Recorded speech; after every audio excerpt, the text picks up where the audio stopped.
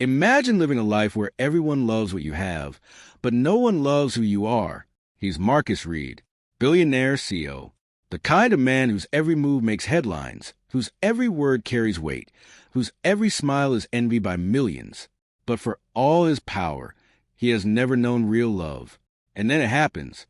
He realizes that the world around him is fake. That women smile at his wealth, not his heart. That friends praise his status, not his soul. That every relationship he's had was built on illusions. So he does something unthinkable. He abandons the life everyone knows him by. The suits, the cars, the headlines gone. He becomes Michael, a simple man, a driver, invisible to the world. And in this disguise, he meets her, Aisha Khan, a woman with no idea who he really is. No idea that the man she laughs with, the man who listens to her dreams, owns the skyscrapers, the boardrooms, the world she's just trying to survive in. She is different, kind, genuine, unaware of the billionaire standing behind the wheel. And slowly a connection grows. Conversations turn into laughter, drives into moments she begins to trust. But every moment they share is a lie. Until one night, the truth comes crashing down at the grandest gala of the year. Lights, cameras, applause, and there he is, Marcus Reed, the man she thought she knew, revealed in all his wealth and power. Shock, betrayal, confusion. She trusted him. She cared for him. And now she feels deceived. Will she forgive him? Can love survive after the ultimate truth? Or was it all just a fantasy, built on secrets and ambition? Tonight, you'll witness a story of wealth, deception, and the purest test of love. A story where a billionaire risks everything to find someone who sees him for who he really is. Stay until the end, because the moment they face the truth will leave you breathless. Welcome to Midnight Stories, where every tale hides secrets, betrayal, and heart-stopping twists. Stay with us, because tonight, the truth isn't just revealed. It will change everything you think you know about love, loyalty, and fate. The music was loud, the lights were blinding, and the room was filled with the most powerful people in the city. But in the middle of it all, Marcus Reed felt completely alone. It was supposed to be the happiest night of his life, his engagement party, a celebration of love, success, and a future everyone admired. Waiters moved gracefully between guests, carrying trays of expensive drinks. Cameras flashed from every corner. Influential businessmen laughed loudly, while socialites whispered behind diamond-covered hands. Everything looked perfect, but something felt wrong. Marcus stood near the center of the grand hall, dressed in a perfectly tailored black suit. His watch alone was worth more than most people's yearly salary. To everyone watching, he was living the dream, a self-made black billionaire CEO who had conquered every obstacle in his path. Yet inside, he felt nothing. His fiancée, Vanessa, held onto his arm tightly, smiling as she greeted guests. Her laughter sounded polished, almost rehearsed. Every word she spoke was carefully chosen, every movement designed to impress. Marcus, smile, she whispered under her breath, her lips still curved for the crowd. People are watching. Marcus forced a smile, but his eyes told a different story. As the night went on, he began to notice things he had ignored before. Vanessa wasn't looking at him. She was looking at the people around him, at the investors, the billionaires, the media, at the life he provided. Every time someone important approached, her grip on his arm tightened just a little more. Her smile grew wider. Her voice became sweeter. But when they were alone for even a second, her expression changed. Cold, distant, calculated. It was subtle, but Marcus saw it, and it hit him harder than anything ever had.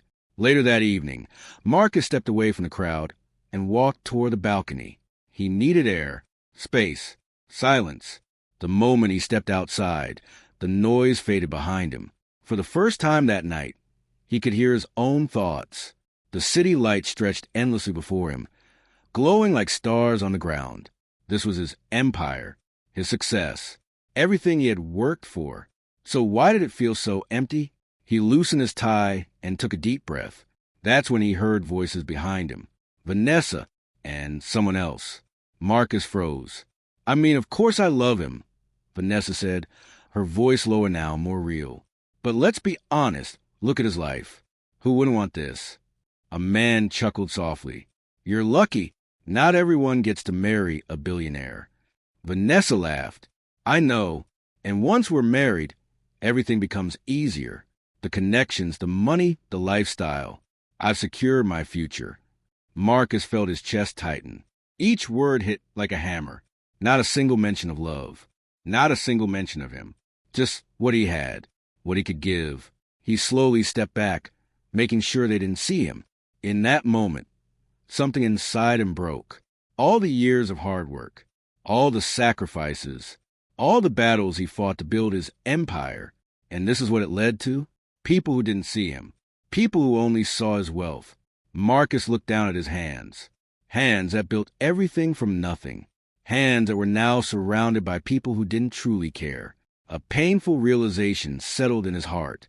No one loved Marcus Reed. They loved what Marcus Reed owned. He walked back into the hall, but everything looked different now. The smiles felt fake. The laughter sounded hollow. Even the congratulations felt like business deals. Marcus, there you are, Vanessa said, rushing toward him. We're about to cut the cake. He looked at her, really looked at her, and for the first time, he saw the truth. Not a partner, not someone who loved him, but someone who had chosen him for what came with his name. Marcus? She asked, slightly confused by his silence. The entire room turned toward them, waiting, watching, expecting. This was the moment, the perfect billionaire couple, the perfect love story. Marcus took a slow breath. Then gently, he removed her hand from his arm. The room went quiet. I can't do this, he said. At first, people thought it was a joke, a dramatic moment. But Marcus wasn't smiling. Vanessa's face dropped. What do you mean? I mean, this isn't real, he said calmly. None of this is. Whispers spread across the room. Cameras quickly turned in his direction. You're embarrassing me, Vanessa whispered angrily. Stop this. Marcus shook his head. No, I've been embarrassing myself for a long time, pretending that people love me when they only love my money. Gasps echoed. Vanessa's expression shifted from anger to panic. Marcus, we'll talk about this later. There is no later, he interrupted. For a moment, everything stood still. Then Marcus did something no one expected. He took off his expensive watch. By sunrise, Marcus Reed no longer existed. The headlines hadn't broken yet. The media hadn't caught up. The world still believed the billionaire CEO was somewhere inside his mansion, dealing with the drama from a night before. But in reality, Marcus was gone, standing in front of a small mirror inside a modest apartment across the city. He stared at his reflection. For years, that face had been everywhere. Magazines, interviews, billboards, business conferences. It was a face of power, success, and influence. Now it was just a man. Marcus picked up a pair of clippers and hesitated for a second. Then he turned them on. The soft buzzing filled the room as he slowly reshaped his beard, trimming it down into a simpler, less recognizable style. He adjusted his hair, making it look more ordinary, less polished, less so. When he was done, he barely recognized himself. Good. That was the point. He opened a small duffel bag lying on the bed. Inside were plain clothes, jeans, simple shirts, worn-out sneakers. Nothing expensive. Nothing that would make anyone look twice. He changed quickly. The tailored suits were gone. The luxury brands were gone. The image was gone. Now standing in the mirror was someone else entirely. Michael, he said quietly, testing the name. It sounded strange at first, but also freeing. For the first time in years, Marcus felt like he could breathe. No expectations, no pressure, no fake admiration, just life. But disappearing wasn't enough. Marcus needed to do something harder. He needed to live among the very people who had always treated him differently. He needed to see the truth without his wealth protecting him. That's when he made a bold decision. He would work as a driver, not just any driver, a driver in his own company. Marcus still owned the entire corporation, but very few employees had ever seen him in person. Most only knew him through pictures or rare company events. With the help of one trusted assistant, someone who'd been loyal to him for years. Marcus created a new employee identity. Name, Michael Carter. Position, company driver. Background, clean, simple, invisible. Within days, he was hired. No special treatment, no shortcuts, just another worker. On his first day, Marcus arrived early at the company garage. The place smelled of oil and rubber. Drivers moved around casually, joking with each other, checking vehicles, preparing for their daily routes. No one looked at him twice. No one recognized him. And strangely, that hurt more than he expected. A man who once walked into rooms and commanded attention now blended into the background like he didn't exist. "Hey, you knew?" one of the drivers asked, glancing at him. "Yeah," Marcus replied simply. "First day." The man nodded. "Get used to long hours and short respect." Marcus raised an eyebrow. "What do you mean?" The driver chuckled dryly. "You'll see." It didn't take long. His first assignment was to pick up a mid-level executive from a luxury hotel. Marcus pulled up in a clean black car, stepped out, and opened the door politely. The executive walked out, talking loudly on his phone. He glanced at Marcus for half a second, then looked away like he was invisible. Marcus greeted him respectfully. "Good morning, sir." No response. The man got into the car without a word. During the ride, he complained loudly about traffic, about delays, about incompetent staff. At one point, he even snapped, "Can you drive faster, or what?" Marcus tightened his grip on the wheel. Just hours ago, this man would have stood nervously in front of him, calling him Mr. Reed, trying to impress him. Now, he was just a driver. And suddenly he understood. This was how people treated those they believed were beneath them. Not all of them, but enough to matter. The rest of the day followed the same pattern. Some passengers ignored him completely. Some spoke to him rudely. Some didn't even say thank you. But then there were a few who were different. A woman who smiled and greeted him. A young intern who thanked him twice before leaving. Small moments. Simple kindness. And yet, they stood out more than anything else. By the end of the day, Marcus sat alone in the driver's seat, parked outside the company building. He leaned back and closed his eyes. His mind replayed everything. The cold stares, the dismissive tones, the invisible existence. This was reality for so many people.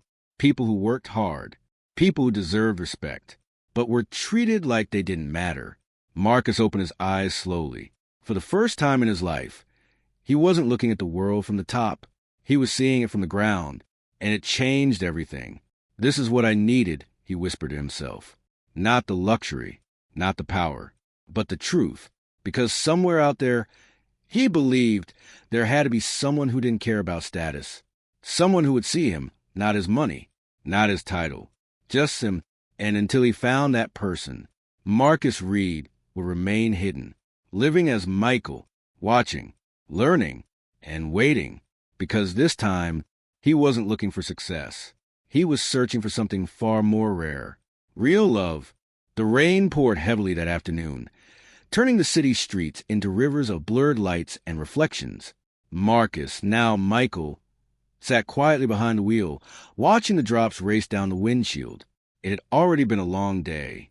Multiple pickups, endless traffic, the usual mix of silence and disrespect. But his next assignment would change everything. He glanced at the name on his phone. Aisha Khan, junior designer. A simple name. No title. No importance. No reason to expect anything different. Still, Marcus started the engine and drove toward the pickup location. A small office building stood at the corner of a busy street. Nothing fancy. Nothing impressive. Just another place where hard-working people came and went without recognition. He parked outside and waited. Minutes passed. Employees rushed out of the building, covering their heads, running through the rain, trying to avoid getting soaked. And then he saw her. A young woman stepped out slowly, holding a thin folder over her head, trying her best to stay dry. But it wasn't working. Her clothes were already damp, her hair slightly wet, and yet she was smiling. Not a fake smile, not a polite smile, a real one. Marcus frowned slightly, confused. Why was she smiling in this weather? She looked around, spotted the car, and hurried over. Before getting in, she paused, wiped her hands lightly, and then opened the door carefully. "Hi," she said warmly as she stepped inside. "I'm so sorry to keep you waiting." Marcus blinked. Sorry? He wasn't used to hearing that. "It's okay," he replied, a bit caught off guard. "Take your time."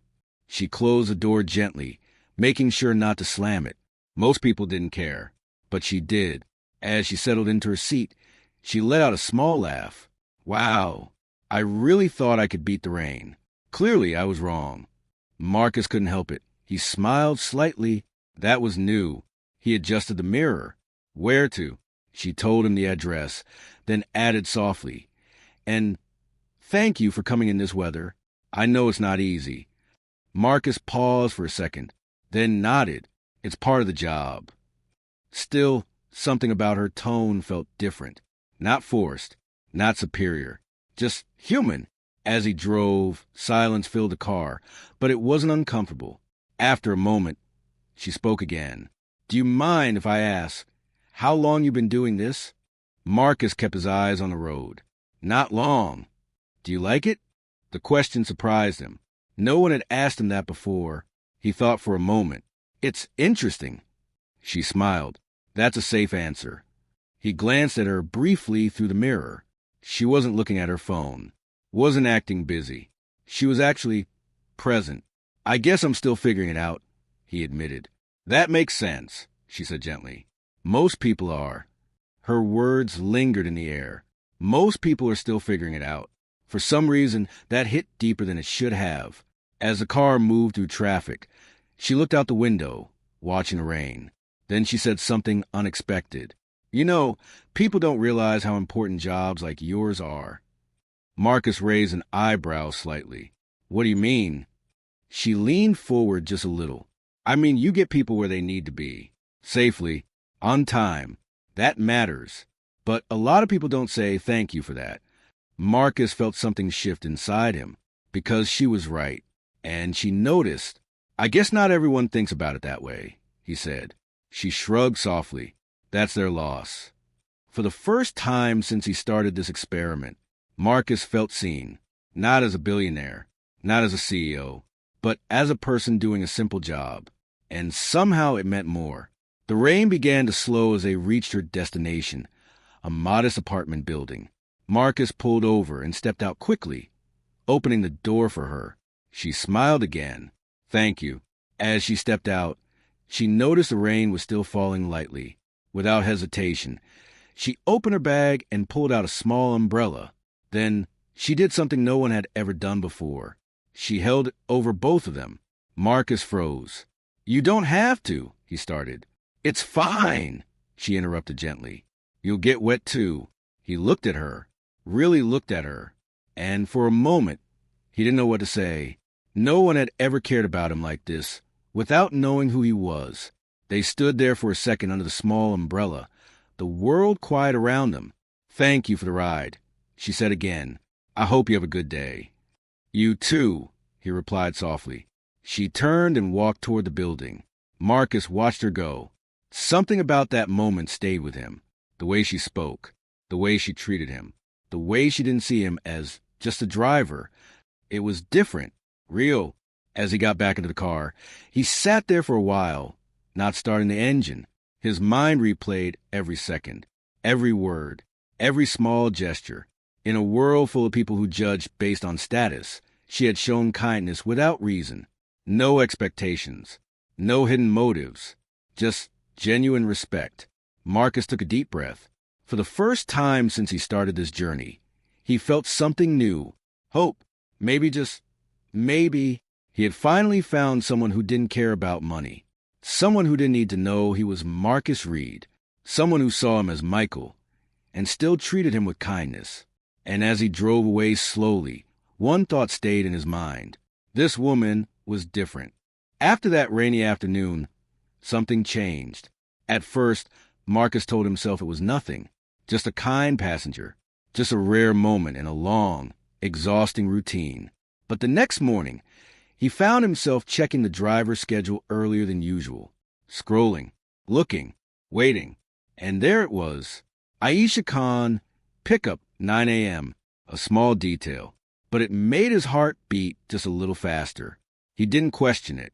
He simply adjusted his route and made sure he was the one assigned to her. That morning, the sky was clear. The rain had washed the city clean, leaving behind a fresh, quiet calm. Marcus parked outside her building just a few minutes early, and for the first time in a long time, he felt nervous, not in a business way, not in a $1 million deal way, but in a simple, human way. What if she didn't remember him? What if yesterday meant nothing to her?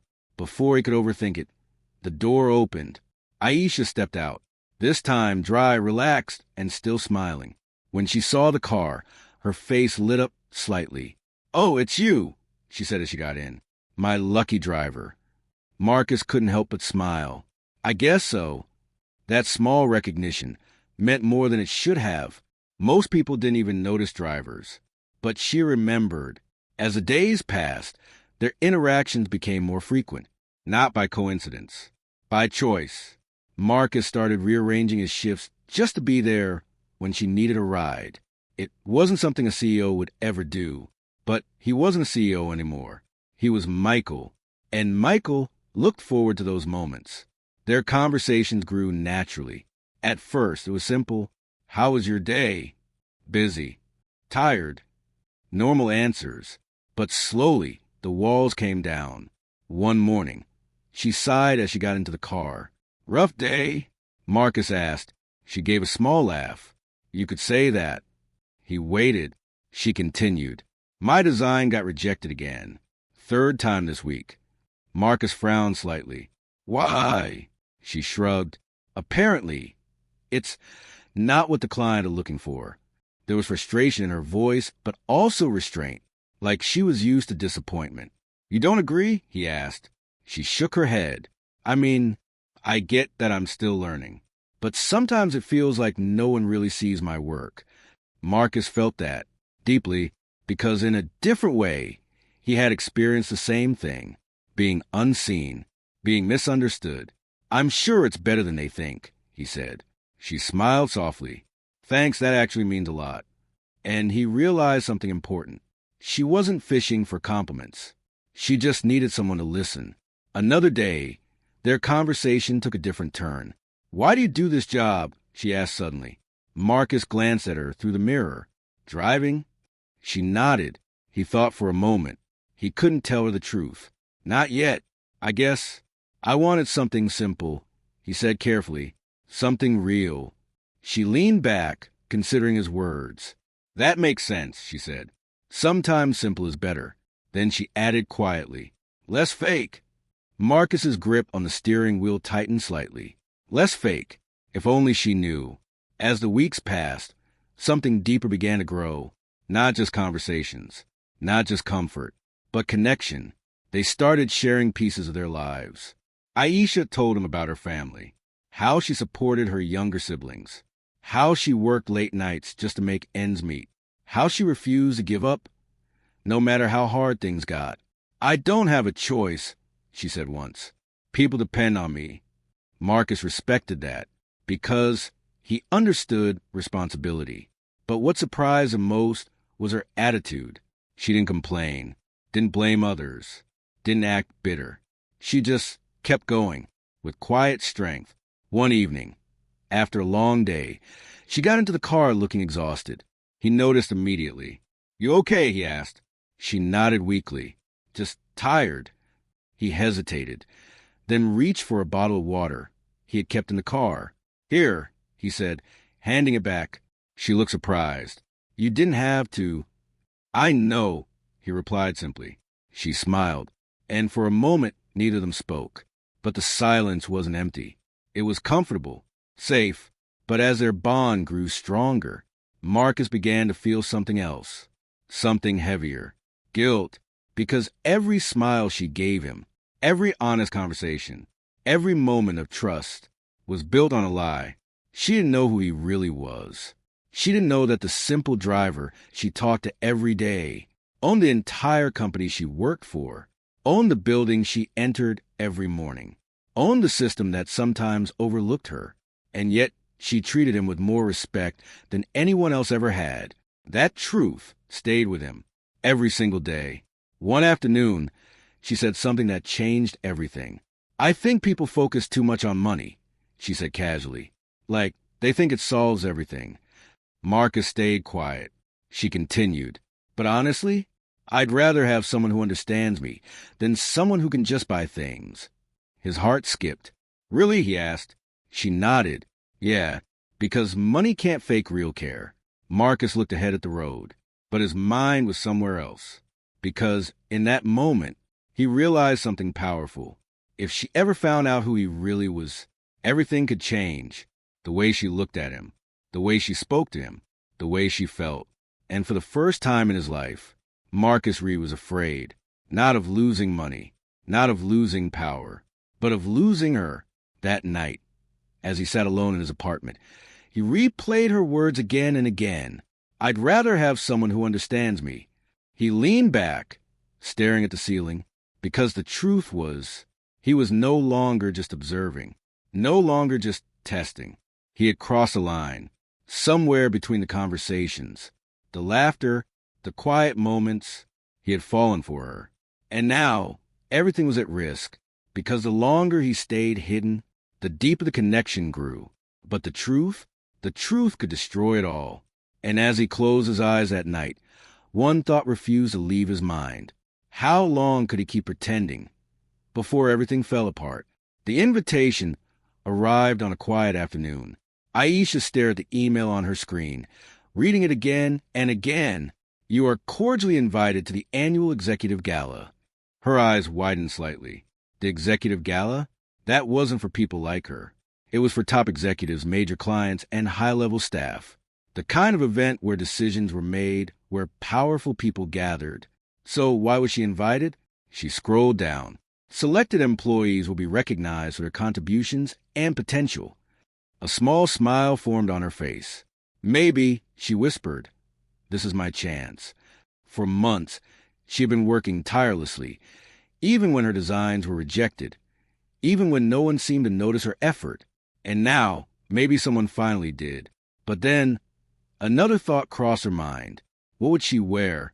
She didn't have expensive dresses, no designer outfits, nothing that would fit into a room full of elite guests. Still, she didn't let that stop her. "I'll figure out," she said softly. That evening, Marcus received the same event briefing, but from a completely different perspective, not as Michael, but as Marcus Reed, CO, host, the man everyone was coming to see. He stood in his apartment, staring at the formal black suit laid out on the bed. It had been weeks since he wore anything like it, weeks since he stepped into that world. And now, there was no avoiding it. The gala was his event. His presence wasn't optional. He had built this entire life, and for one night he had to return to it. But there was a problem. Aisha would be there. He closed his eyes, taking a slow breath. She would see him, not as Michael, but as Marcus Reed. The truth would come out, and there would be no way to explain it without breaking the trust they had built. He sat down heavily on the edge of the bed. This is it, he whispered to himself. The moment he had been avoiding, the moment he feared, because tonight he could lose her. The night of the gala arrived. The venue was breathtaking. Crystal chandeliers, golden lights, elegant decorations that reflected wealth and power at every corner. Luxury cars lined the entrance. Guests stepped out in designer outfits, confident smiles, and carefully crafted appearances. Inside, the atmosphere buzzed with energy. Important conversations, strategic connections, hidden agendas. Everything Marcus had once been a part of now felt distant. Aisha stood outside the venue, adjusting her dress nervously. It wasn't expensive, but it was elegant, simple, clean, beautiful in its own way. She took a deep breath. "You can do this," she told herself. And then she walked in. At first, she felt out of place. People glanced at her, then looked away. Some whispered quietly. She held her head up anyway, because she didn't come here to impress anyone. She came because she earned it. Meanwhile, backstage, Marcus was getting ready. The suit fit him perfectly. The watch, the shoes, the presence.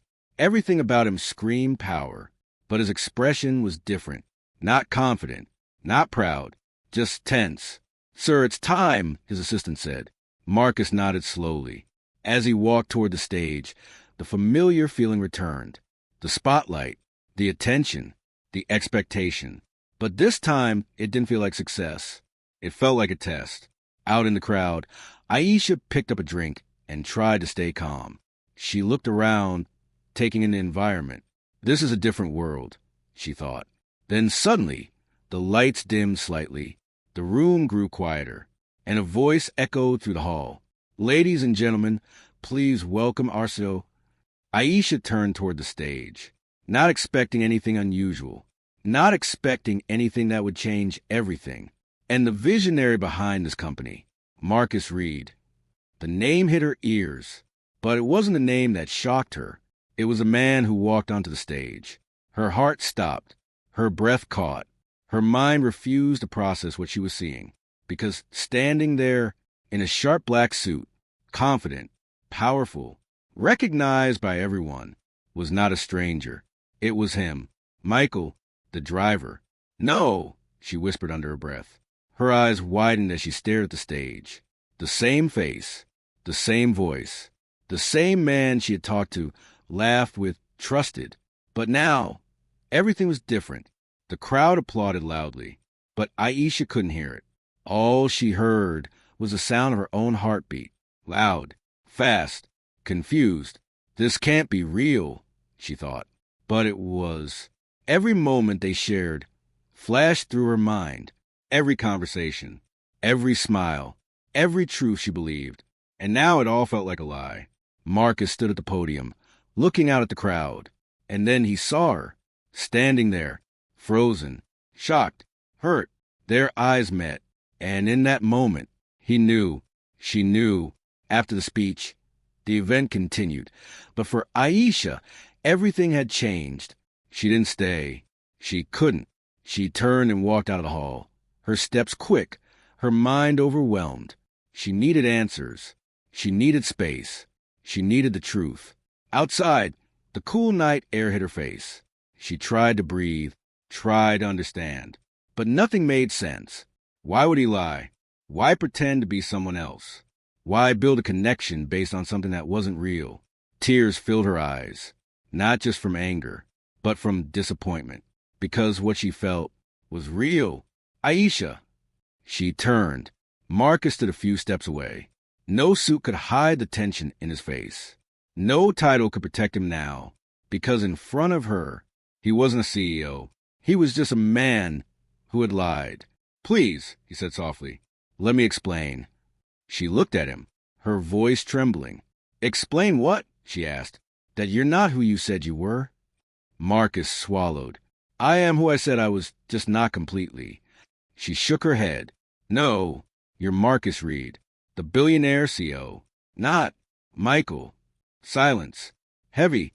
Painful. "I needed to know," he said finally, "if someone could care about me without knowing all of this."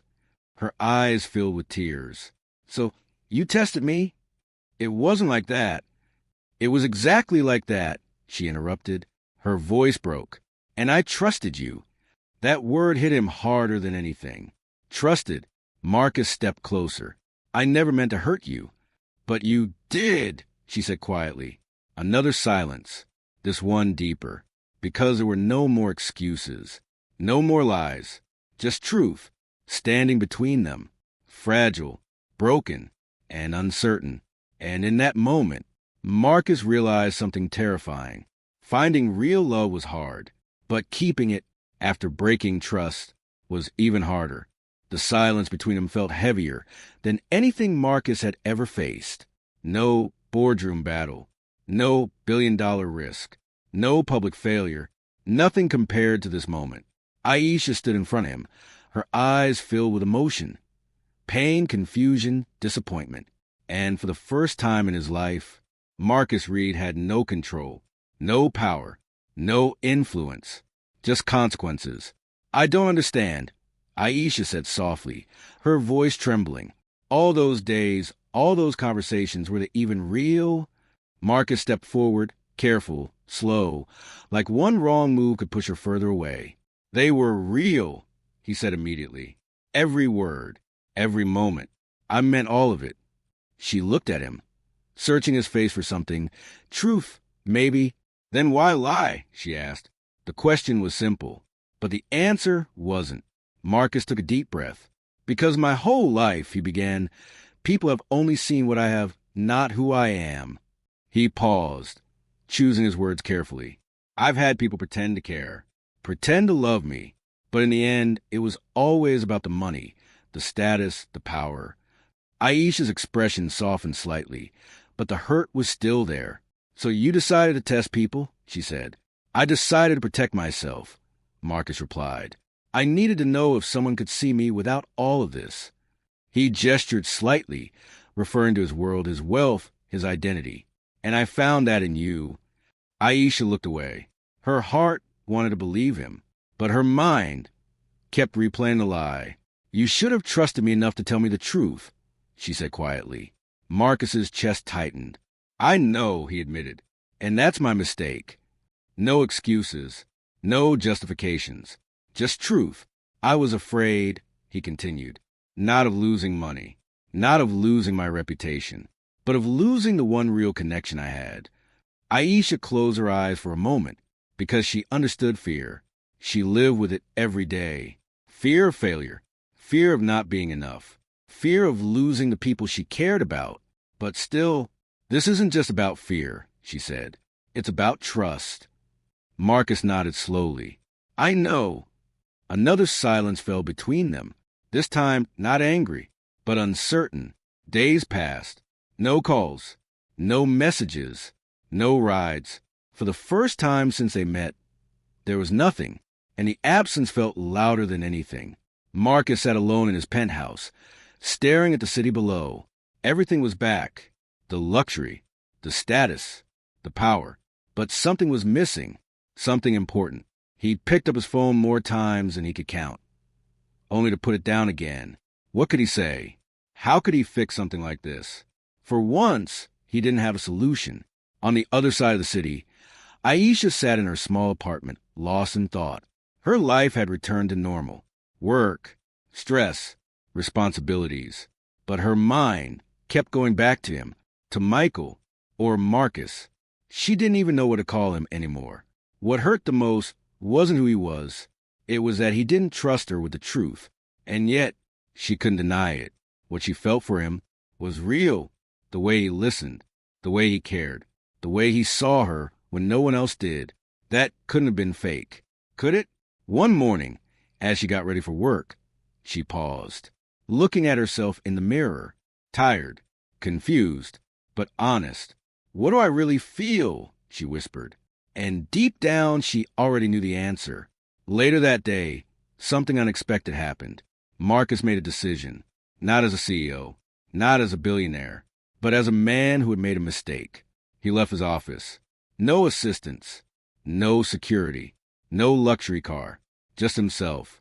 Aisha was walking home when she saw him, standing there, not in a suit, not as Marcus Reed, but as Michael. Simple, honest, real. She stopped, her heart racing. You came, she said softly. I had to, he replied. A moment passed. Then he spoke. I'm not here as a CEO, he said. I'm not here with money or power. I'm here as the man you got to know, the one who laughed with you, listened to you, cared about you. Aisha looked at him, her eyes searching. That man is still me, he continued, even if I should have told you the truth sooner. Silence. Then Aisha took a slow step forward. You hurt me, she said. I know, he replied. You broke my trust. I know, but... She hesitated. Marcus's heart pounded. But what we had, it didn't feel fake, she finished. It wasn't, he said immediately. Another step closer. I don't care about your money, she said. And I don't care about your title. Marcus felt a wave of emotion rise in his chest. I care about how you made me feel, she continued. And that part was real. For the first time since that night, hope returned. Small, fragile, but there. I can't pretend the lie didn't happen, Aisha said. and I can't just forget it. Marcus nodded. I don't expect you to. But she took a deep breath. If we're going to move forward, it has to be honest. No more tests. No more secrets. Marcus didn't hesitate. You have my word. And this time, it wasn't a business promise. It was personal, real. A small smile appeared on Aisha's face. Not big, not perfect, but enough. And in that moment, Marcus understood something important. Love wasn't about proving who you are. It wasn't about testing people or hiding behind fear. It was about trust, honesty, and choosing someone even after things fall apart. As they stood there, the world around them continued like normal. Cars passed, people walked by, life moved on. But for them, everything had changed, because this time there were no disguises, no lies, no masks, just two people starting over. Sometimes love isn't about finding the perfect person. It's about finding someone who stays, even after the truth is revealed.